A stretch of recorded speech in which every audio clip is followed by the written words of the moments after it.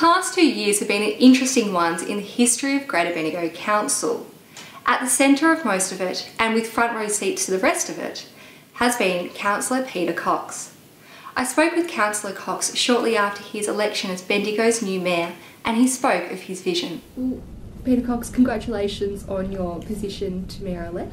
Thanks, Christine. All right. Look, pretty much firstly, your fellow councillors have nominated you and instilled their faith completely in you to this position to lead the team and actually unite the team. What do you think is crucial to being a leader? Well, I think, number one, it's got to be enjoyable. And I've got a role, I guess, to bring out the best in the team. So we have 9 councillors. One, we need to enjoy our time, our debates, and acknowledge our differences, but give people or councillors every opportunity to put their point of view, and for me to draw that out of them as their leader, and to reinforce that once we come to a decision, that it's in the best interests of the Greater Bendigo area. You've been a really strong advocate in certain areas, particularly rates, heritage, and the retention of that, furthering against, holding council accountable for their financial spend, which obviously goes off with those reports. So, as mayor, will you actually continue to push for those particular areas that you've... I'll advocate as strongly as possible to have the lowest rate rise that council can possibly have, but it will be different. I don't get a say really in the council public meeting that we have every 3 weeks, but I'll be going to lots of meetings and talking to a whole range of people, and so that's where my, I guess, role will change, and hopefully greater influence. People are finding it tough. I mean, it's not only council rates, it's the power bills, it's the gas bills, it's the water bills, childcare, keeping elderly people at home. These are becoming very expensive items, and I can understand people saying to themselves, well, where is this money going to come from if I'm going to sustain the way I live, over the next 10 or 20 years. So they're really important issues. Council, I believe, should not be making decisions in isolation, but taking into account all of those factors. And will you continue to lobby, though, and sort of present that welfare-centric agenda that you have had previously as mayor? Rather than welfare, well-being, I think, is more important. But probably not as much publicly, but internally. I guess I don't have a lot of contact with the staff in the 6 years that I have been on council. As mayor and leading the Greater Bendigo City Council, I guess I'll interact a lot more directly with our corporate area, which is the city of Greater Bendigo. So that'll be a great opportunity to hear again diverse range of views, and I guess I'll add to the debate, but perhaps in somewhat a different way. And you've been a really strong advocate for that 4% rates rise instead of a 6%. Is that something that you will still continue to push with the councillors? Well, I guess the ideal mayoral year would be to see a lower rate rise, to see modest spending in relation to larger projects.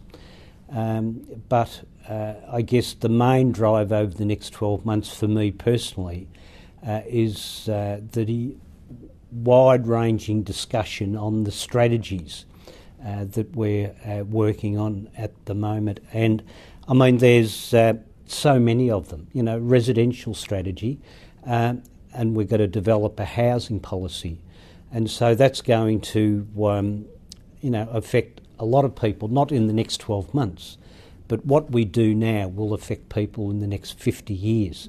We've got transport, land use, we've got commercial land use, we've got the economic development strategy, waste and resource management, something that we really haven't tackled, an area that I've had a lot of experience in, so I'm hoping to bring that particular strategy to the forefront. But yes, my ideal year would be to see a lower rate rise, modest spending on larger projects, and looking at those strategies and engaging people. How would you like to see what Bendigo might look like in 20, 30, 50 years' time?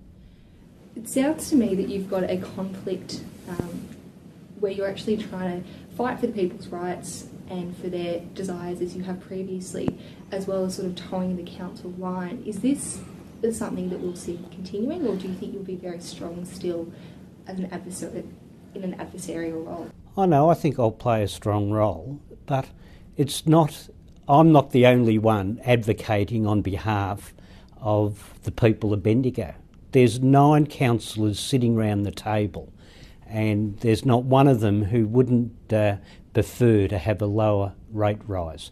There's not one of them who would like to see the infrastructure money spent wisely. I mean, we have common ground on all of those issues. The difficult is how to do it. That's the challenge, and we've got to be creative in the way we do things. Councillors have had the opportunity to put in budget bids over the last month for the 15-16 council budget, and there's a group that's been contacting me who live around the Ironbark Gully area, and there's a water reserve that goes from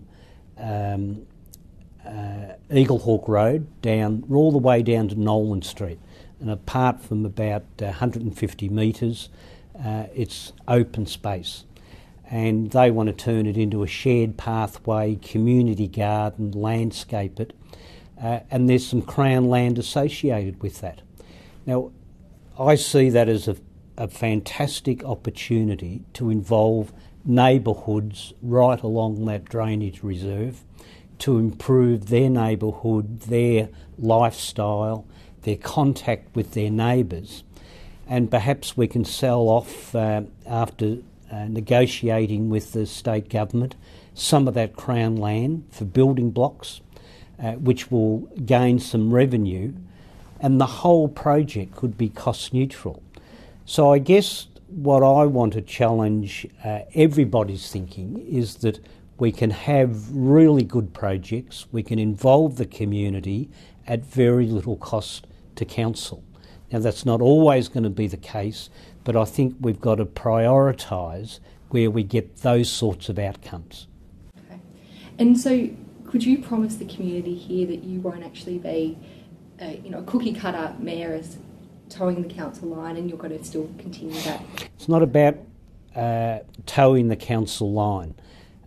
Councillors have intense debate and come out with an outcome that some people may not be happy with. But in the end, we've had the debate, we've had lots of reports, we've scrutinised that particular issue, and the majority of councillors have decided one way. Now, my role as mayor is obviously to represent that final decision on what councillors make. But it's not about towing the line, it's about making sure the process is deep, is really considered, and that we have all the appropriate information to make the best decision, and including engagement with the community to get that diversity of view that I talked about. There's been quite a few tensions amongst councillors, and there's been a real need that among them to have you as mayor to unite them and actually mend the damage. Do you think council is at a point at the moment where it's actually lost its way? Oh no, not at all.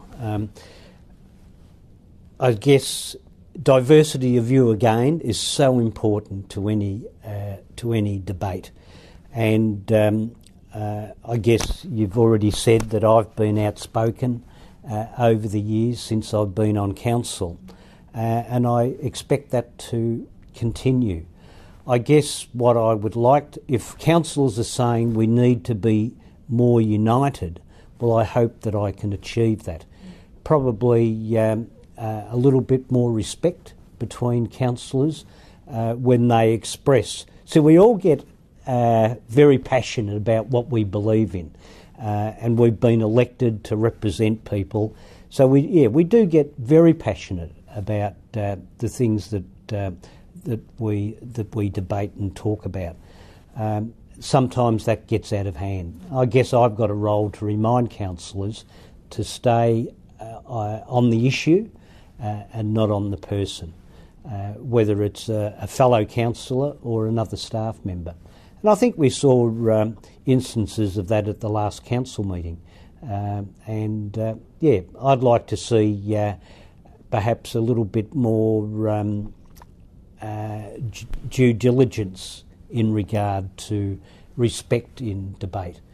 No doubt people over the years might have accused me of the same thing. And so we've got to balance the passion that we have for a particular issue and make sure we get the best outcome. So Peter, from previous conversations we've had and conversations I've had with locals, they've become quite disengaged with civic life and council itself. How do you intend to sort of rectify this situation? You walk down the street and you say to yourself, I ask myself, who in this street might be interested in the issues that council's been confronted with today? And there is a great deal of disengagement, and people feel powerless because if they make a comment, they feel as though it's not being heard.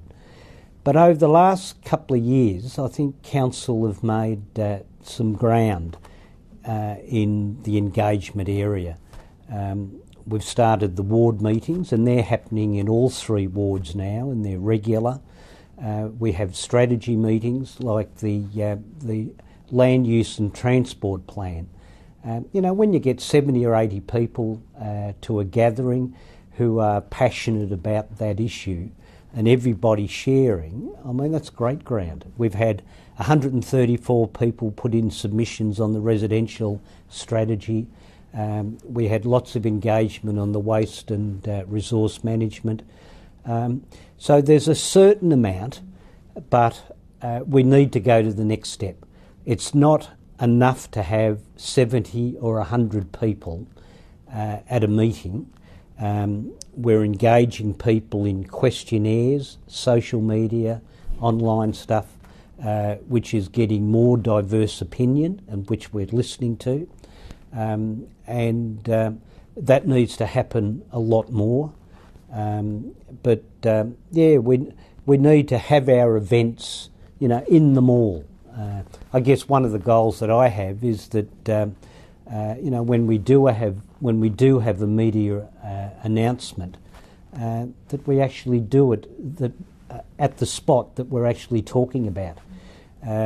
One of the things that I really enjoy doing is when a resident rings up about a drainage problem, and we get an engineer and myself and the resident or neighbours, and we have a meeting on site.